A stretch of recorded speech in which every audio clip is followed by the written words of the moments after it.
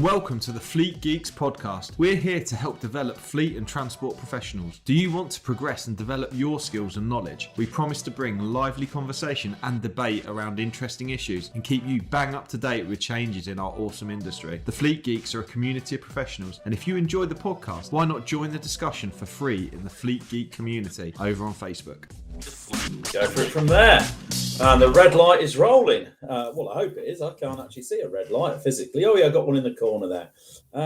Hello, everybody, and welcome to yet another. I don't know what number we're up to yet now, but that's another Fleet Geeks podcast. So we're, as you might be able to tell today, if you're watching this on the YouTube channel, that we are all remote today. Well, Pete's not remote because he's in the office.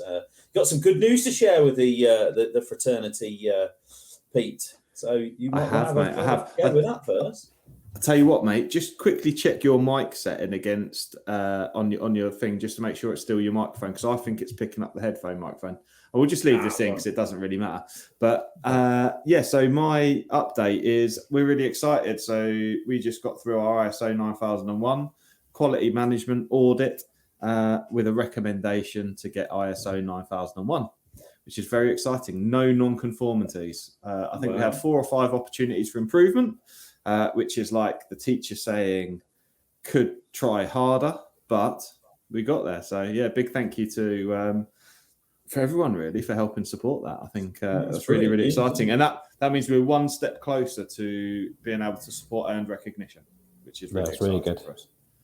That's fantastic news, isn't it? Yeah. But if I look knackered, it's because I feel it. when you've spent all day with an auditor, I know it must. It must be quite daunting. There's nothing like getting audited to realise what it must be like for my customers when I audit them. It's a great grounding for that, isn't it? Yeah, and it builds the empathy. It builds the empathy definitely. A little bit. I always see an audit as a two-way thing. It is about learning and sharing.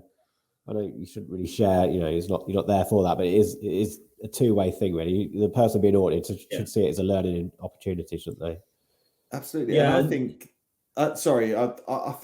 I think that there's a lot of auditors out there who have probably never been audited themselves, and therefore that's a good point.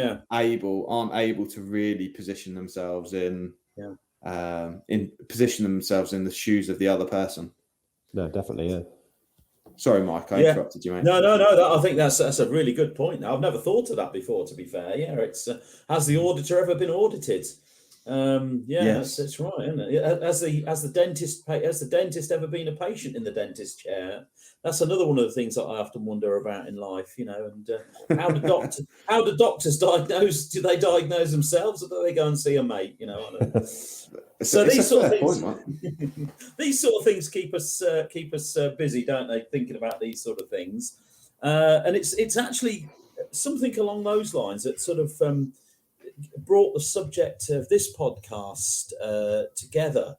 But believe it or not, we can trace this one back to Boris Johnson and Partygate, which seems like a bit of a tenuous link. But I know, and I know you two will know. And if you've ever done any training, ever delivered any training, we always say to operators and to drivers that any convictions against drivers have to be notified to the traffic commissioner. I think we all understand that. In fact, there's no doubt about it, because it's in your undertakings. If you read the undertakings of the operator's license, it says, even when you've got the license, you should notify the traffic commissioner of any convictions against your driver. So I don't think that's any, that was never in doubt. But I got challenged on a course a little while ago, and it's because somebody had been listening to the news, which is really encouraging. And this person said, well, at least somebody's listening to it. They said, notifying the traffic commissioner.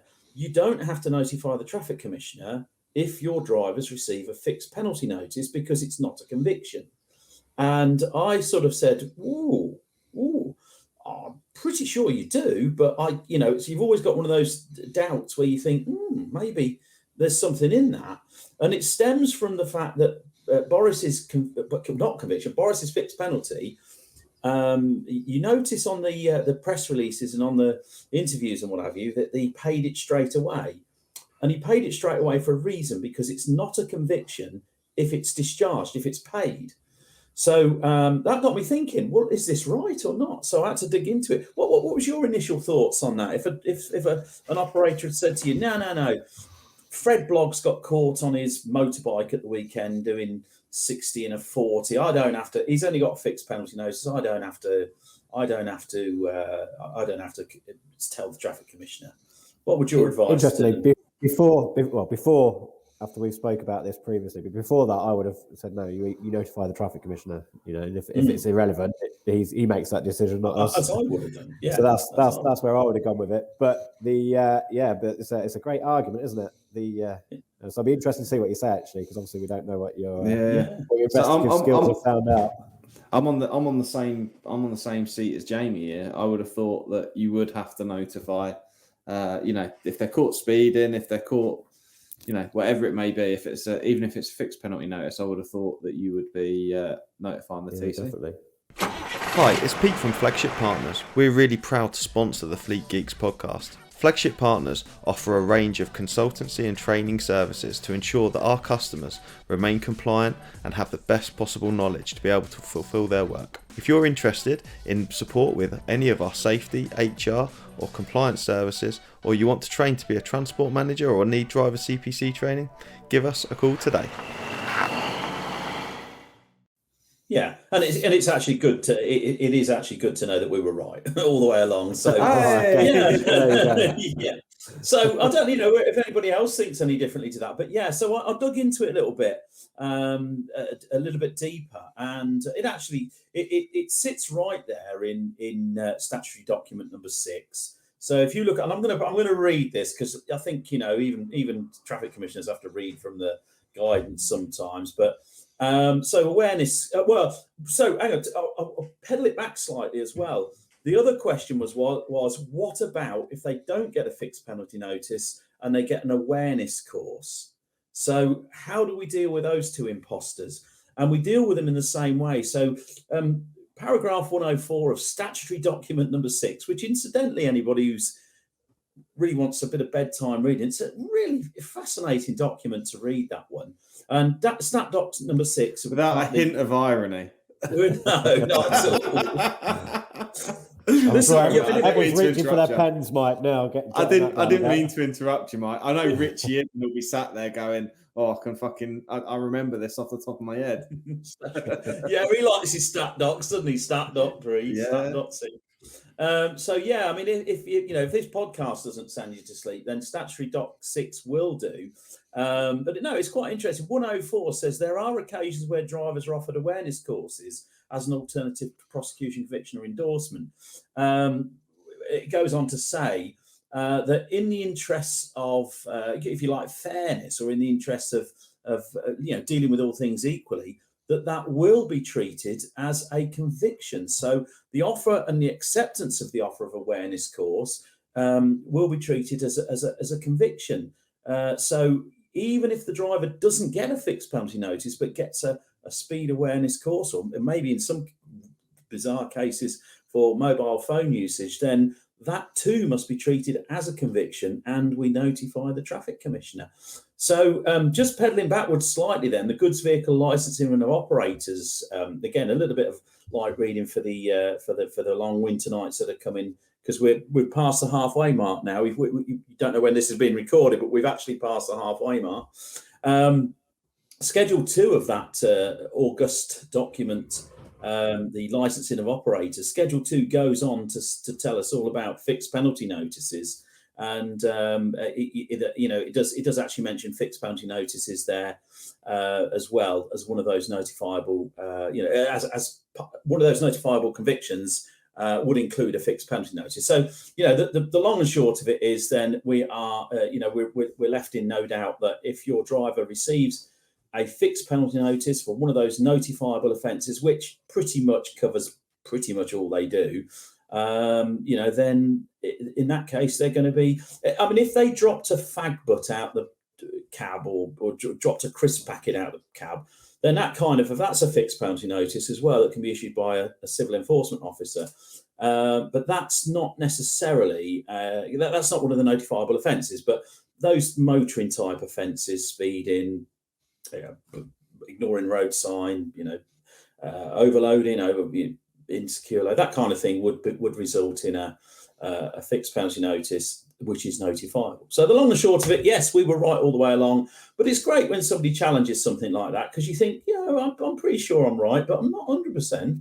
Puts doubt in your head, doesn't it? I love it. And I've just come up with a new bullshit bingo. Like you do management bullshit bingo. What we could start doing is like truth or myth, stat doc fact.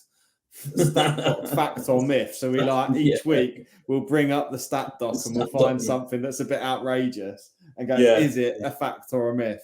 And then I think that's a great game. I think we should play that. And another one, if you get the listeners involved.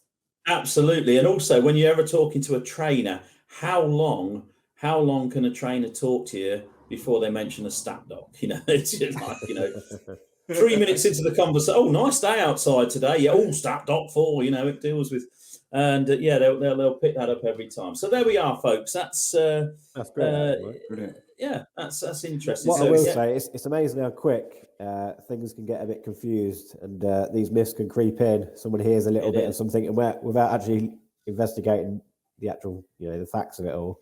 Because on face value, they sound right, don't they? What they've said. Sounds and it's interesting how they sort of play fast and loose. Hopefully, no traffic commissioners listen to this, but how they play a bit fast and loose with the laws of the land, which. The laws of the land clearly say that a fixed penalty notice, if you pay it, is not a conviction. It's not a criminal offence. It's not a criminal conviction. Boris Johnson's, I wouldn't be the one to do this, but if you did a CRB or a DBS check on Boris Johnson, it would come up clear, because his conviction isn't a conviction because it was a fixed penalty notice. Yet the traffic commissioner deals with them as a conviction. So, wow, that's a question. That's a question for another podcast, isn't it? Is it Boris Johnson's DBS? Is it fair? I suppose what they're looking at is that it's a drive. They're looking at the regulation of drivers' conduct. They're basically trying to manage drivers' conduct, and in many ways, a fixed penalty notice or an offer of a speed awareness course is kind of has to be taken into consideration. I'm guessing. I guess so. Right, I think we leave it there. Let's move on to the next one. Right. I hope you've enjoyed listening. Thank you very much for joining us. Mike, thank you for doing your research so thoroughly. And we'll see you on the next one. Yeah, we'll see you next time, guys. Thank you very much. I hope you enjoyed today's episode. If you did, please share with your friends and colleagues too. Join us for free on Facebook with the Fleet Geeks community for transport and fleet managers. Fleet Geeks offers ongoing professional development, networking and mentoring too. So get in touch with me, Pete Rushmer, on any social media platform to find out more.